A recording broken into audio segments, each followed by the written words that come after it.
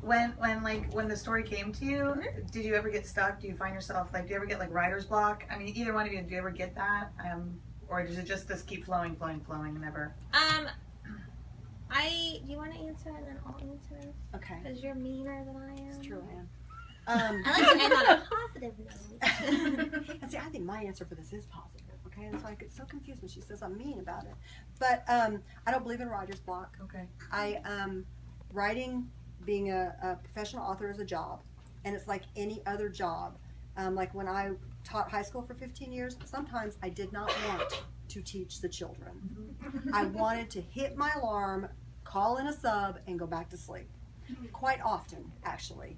Any teachers, I know you feel my pain. See, there you go. Yeah. But because I had bills to pay and a sense of responsibility, you get up and you go teach the children. And then once you get there and you're in your classroom, then it's awesome. Yeah. Everything's cool. It's the same way with writing, except that people have, they look at writing and they have romanticized it so much. Being an author is all about hearing something in your dreams, maybe. And then when you sip champagne and eat bonbons in your negligees, the muse shall whisper in your ear, and it will just flow all the time. No, writing is hard work, and sometimes it's just like, I do not know what the hell I'm going to write. What is even happening? This is not working. But you just have to force yourself, like going in to teach. Once you start, you can always rewrite. Get it down on the page. So I don't think people have writer's block. I just think sometimes people shouldn't be writers. That's the mean part. I just think that it's not real. You shouldn't be a writer. But it was not the negligee and the chocolate.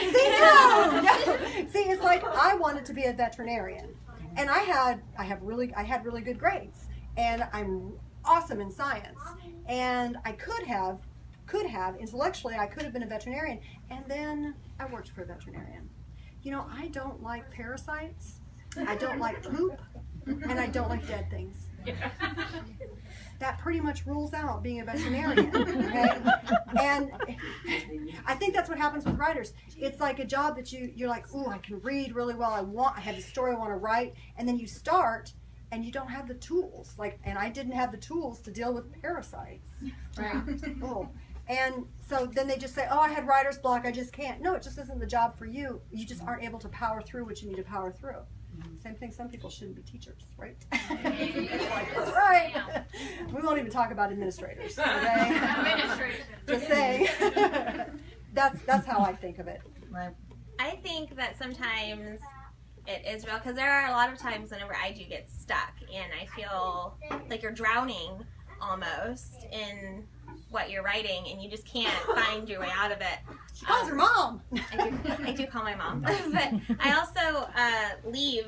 I don't write from point A to point Z. I don't write straight through. She does and couldn't do any. And couldn't do it. Could not do it any other way. No, it drives me crazy. I hop around. So what I find is if I'm stuck, I leave that behind and I move on to something else. And it also has a lot to do, I think, with the way that young writers, and when I say young, I just mean like inexperienced writers, talk to themselves. What you're saying to yourself That's a really good point, can completely dictate the progression that you're making. So whenever you are stuck, if you get in this, oh my gosh, I can't do this, this is too hard, this isn't working, this is horrible, you're right then. But if you tell yourself, I have talent, I am good at this, this is important to me, you're right. Whatever you're saying to yourself is true.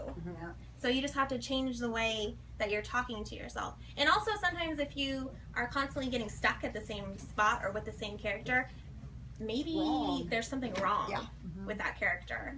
Because if you're in it, they should be doing things on their own. It shouldn't be like, oh, and I have to force these people to go here or do that. If they're not flowing, maybe you just need to revisit something about your characterization or something about the scene before.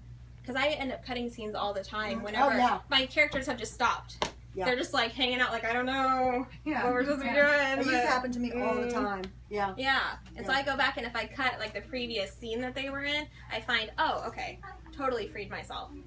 I'm out of, then that scene just wasn't where they were supposed to be.